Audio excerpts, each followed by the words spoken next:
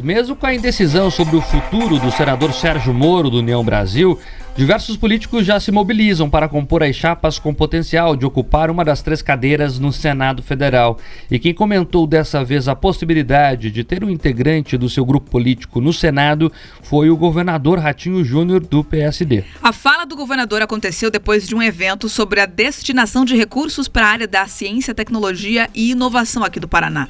Ao falar com a imprensa, Ratinho comentou sobre as negociações internas para a disputa da possível eleição suplementar.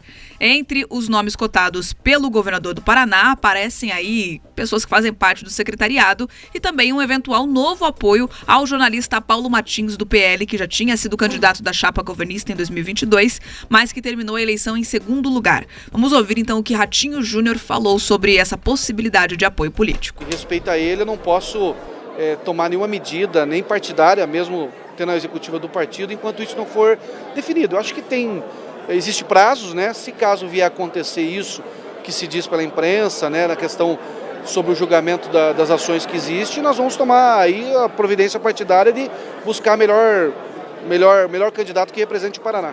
Eu acho que nós temos vários, assim, se você pegar de secretários, nós temos aí o secretário Sandro Alex, secretário Guto Silva, nós temos vários secretários, o Beto Preto, que poderiam ser.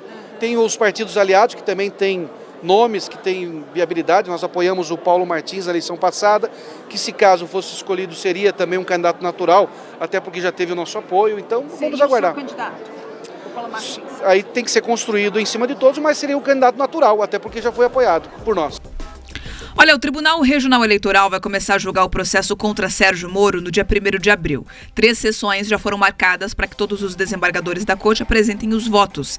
Depois disso, o caso deve ser levado ao Tribunal Superior Eleitoral, o TSE, que irá tomar uma decisão final sobre a continuidade ou não de Moro no Senado. No meio político, especula-se que o caso ele seja cassado, uma eleição suplementar seja convocada para o dia 6 de outubro, quando vai ocorrer também a votação para a escolha de prefeitos e vereadores em todo o Brasil.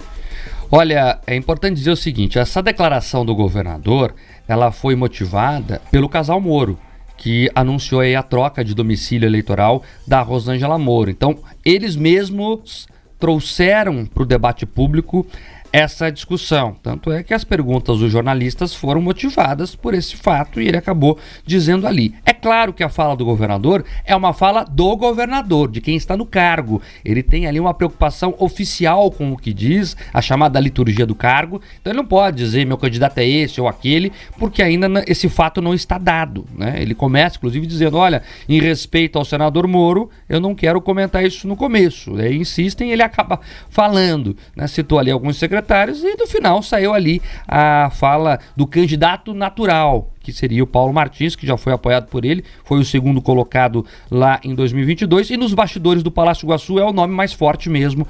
Caso essa disputa venha a se confirmar, seria o nome do governo do estado. Vamos acompanhar para ver como essa história vai terminar, mas é importante dizer que tem muita água para passar por baixo dessa ponte ainda.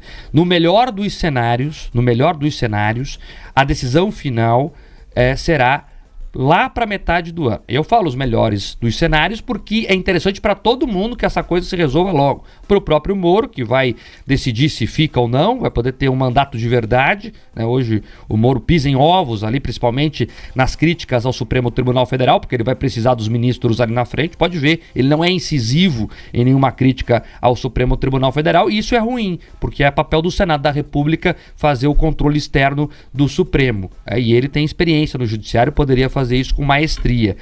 E também é bom para os outros atores envolvidos que vão saber, né, se vão disputar, se não vão, se tomam outro rumo nas suas vidas e assim por diante. Esse terceiro turno tem que acabar. Então, no melhor dos cenários, nós teremos uma decisão até o meio do ano.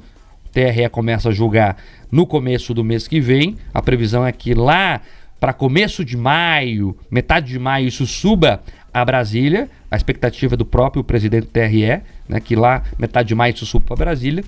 E aí vai depender, claro, do TSE. Mas também há quem faça a aposta mais conservadora de que isso vai se arrastar mais, que isso pode se enrolar lá em Brasília e que não dê tempo da decisão ser tomada em um prazo que a eleição possa ser feita junto com a de prefeito desse ano, o que jogaria esse pleito lá para o ano que vem, e aí a quadra é outra, né? Ano que vem é vida nova praticamente na questão política do Estado. Muita coisa para acontecer, claro, a gente vai acompanhando, mas há uma ansiedade da classe política como um todo e também há uma ansiedade do casal Moro, que, não se enganem, trocou o título eleitoral da Rosângela Moro justamente para garantir as datas caso a eleição ocorra.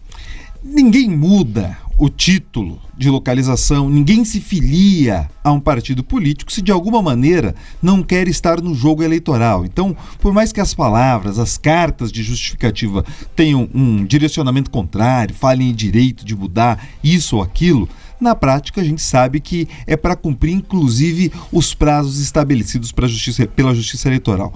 Entretanto, tendo essas duas possibilidades de visão otimista ou mais conservadora, hoje o que circula, pelo menos segundo as fontes que eu consultei em Brasília, Mark, eles estão olhando com muito mais atenção para o prazo de uma nova eleição em 2025, depois da questão municipal resolvida, as forças políticas acomodadas e também por conta da mudança do perfil de quem deve dirigir o TSE após o recesso do judiciário do meio do ano, que é a Carmen Lúcia, que talvez assuma uma postura um pouco mais calma e tranquila nesse sentido e que levaria o julgamento com menos celeridade ou seria menos ativa do que o Alexandre de Moraes ou outra perspectiva. Depois tem uma nova mudança, enfim, tem muita coisa que pode acontecer. Agora, sobre a fala do governador, me chamou a atenção, dentre os secretários citados, ele não citou, por exemplo, o Ricardo Barros, que tem feito campanha ativa, buscado apoio de prefeitos, buscado apoio de outros deputados, costurado ali uma aliança para ser o nome natural, segundo dizem,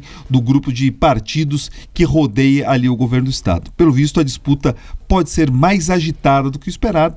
Paulo Martins continua na frente, mas ele depende também se será ou não o nome do PL, e o balão de ensaio de uma Michele Bolsonaro ou outro nome tem se mantido quente também dentro do partido.